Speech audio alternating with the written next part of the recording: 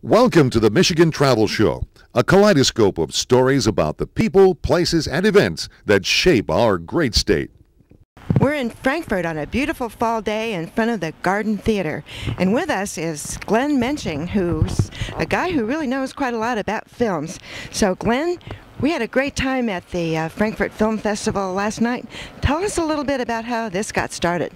Well, a few years ago, a couple of friends and I decided we should buy the theater. It had been kind of run down for a long time. It was still open, but we wanted to improve it. And having come from Ann Arbor, I had a lot of experience with film groups and film festivals down there. And my wife also worked with the Ann Arbor Film Co-op, so we had the idea of trying to model something after the Michigan Theater here. And we wanted to do not only regular film, but also try to do a festival and also community activities, because we do have a stage. So we've had concerts here. We're hoping to have some plays. We've also used the theater. We have weddings and all sorts of things. The place gets rented out for all sorts of opportunities. Plus, we let the community use it for special meetings. Well, it's a fun place to see. There's some really interesting, it looks like Native American inspired designs there. How did that come about? Well, the designs were actually here. This theater was built in 1923, and it was a vaudeville theater, and it was very plain inside. In the 40s, whatever owner had it at that time decided that they wanted to upgrade it and make it kind of an Art Deco theme. So they painted all the colorful designs that are on the inside of the theater at that point. So the designs are only from the 40s. They're not as old as the building.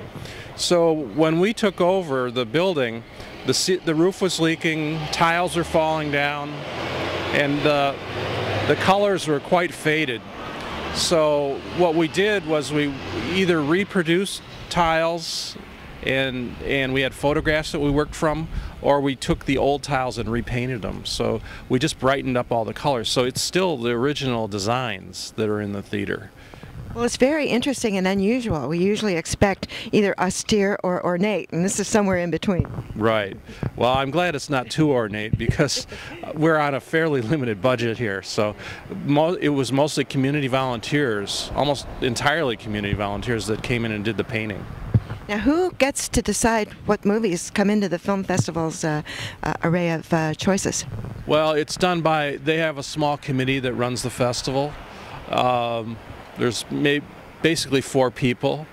They take suggestions from the public. My wife, Teresa, is the person who does all the research on the films and usually builds a list of films that then they pore over and try to pick the ones that they really want to show.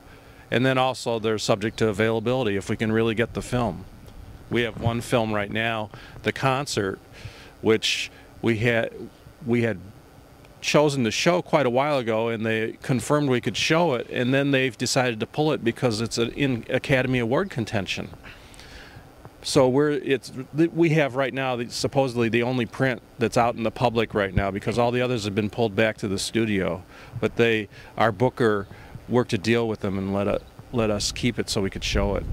Well, that really sounds like a lot of fun. It's a movie anybody should see anyway. It's pretty cool.